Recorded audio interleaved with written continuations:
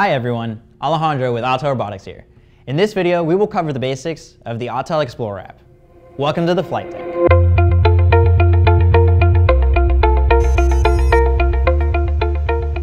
Welcome to the all-new Autel Explorer app, packed with new features and a new look.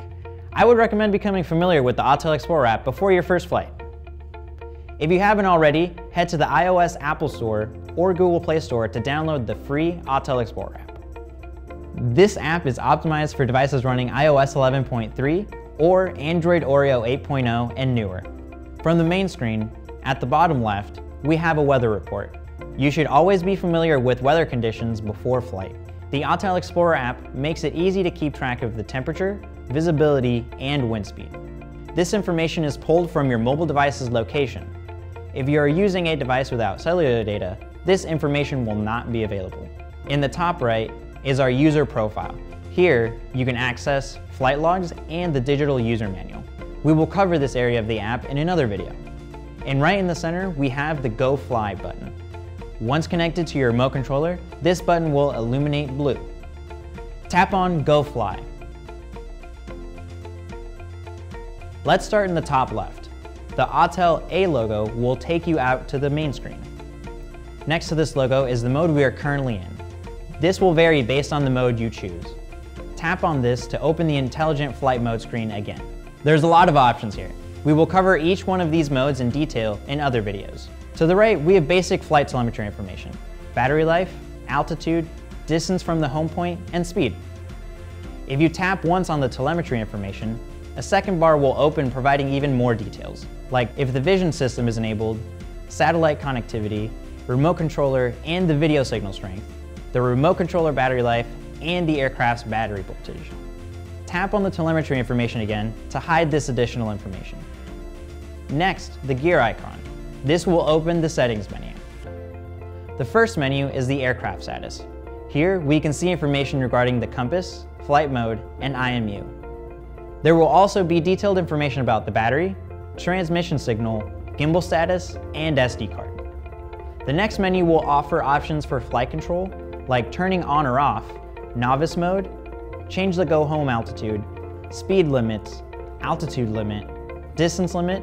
This will limit your distance to a specified distance, as well as some advanced settings where we can turn on or off the front red LED indicators and the exponential curve for the yaw rotation. Next, the visual navigation menu.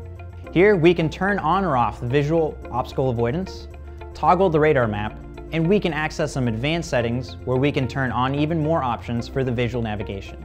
We will cover these options in another video. Let's head to the remote control settings. In this setting, we can calibrate the remote controller. This may be needed if you are experiencing incorrect flight characteristics. We can also change the command stick mode here too. Next, the image transmission menu. Right away, we see a graph giving us a visual of the signal's stability. Here, we can also adjust the broadband settings. This will adjust the video quality coming into the device. A higher megabit per second will increase the quality, but may affect your range, whereas a lower megabit per second will decrease the video quality.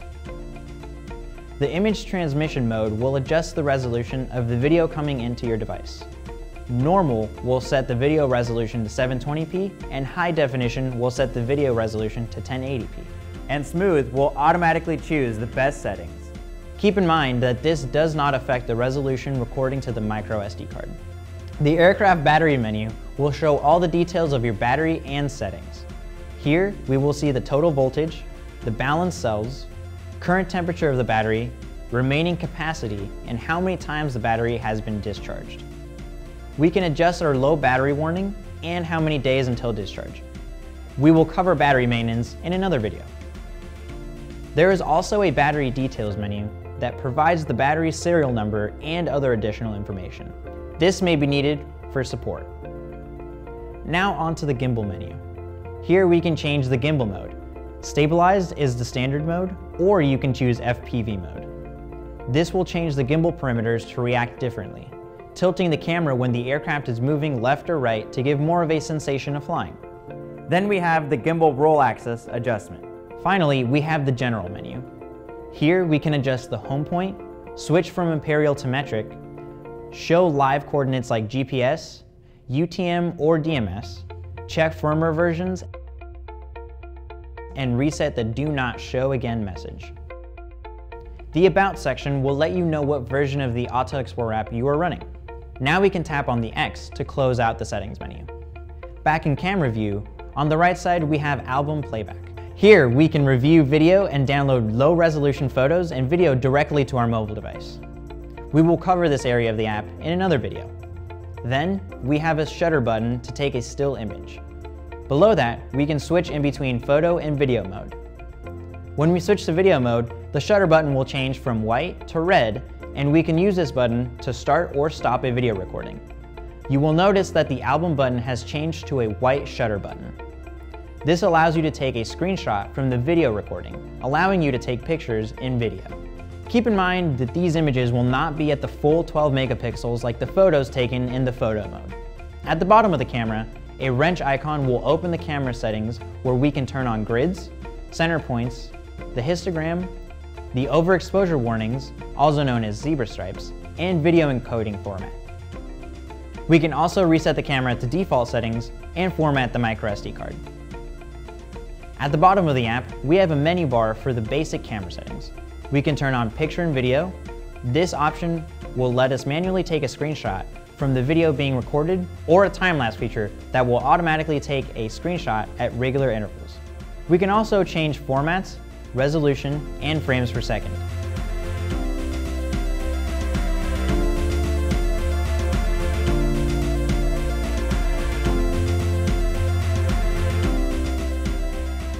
Here, we can toggle between manual camera settings and auto camera settings. You will see when toggling between these two that the next few items will be active or disabled. We will find ISO and shutter speeds available while in manual mode, and the exposure value, or EV, will be available when in auto mode.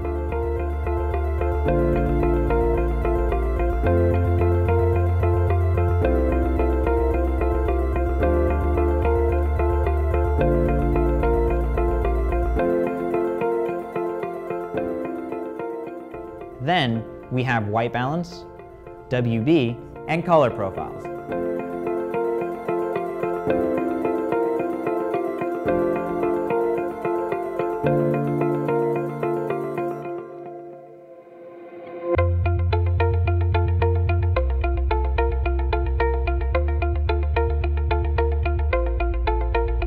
And style profiles, as well as digital zoom.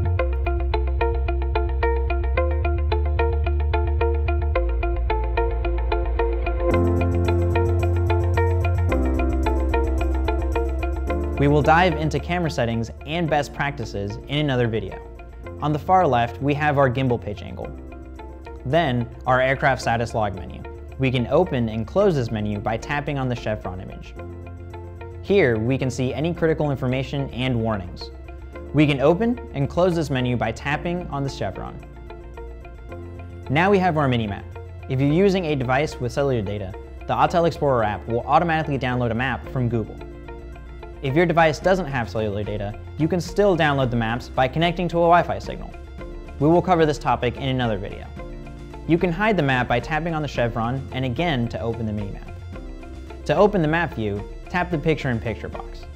In map view, we have a few new options and you'll notice others are hidden. If you're using the map view and want to take a photo or video, you will need to use the tactile buttons on the remote controller. To zoom in and out, just pinch your fingers together or apart on the screen. On the right, we have a compass icon that will lock or unlock the map's heading. The crosshair icon will center the map to the remote controller, the home point, or the aircraft. And then we have the layers icon. Here we can choose the map view, calibrate for China. Only use this feature if you are traveling and planning to fly your Evo in China. If this option is on when you're outside of China, your maps will display incorrectly. Then we can toggle Show Flight Route, and we can also clear the flight routes on the screen. Let's head back to the camera view by tapping on the picture-in-picture. One last feature before we go. You can enter full screen mode by swiping up with one finger. This will hide all menus, the map, and any warnings. This is great for sending the video signal out if your tablet has an HDMI port.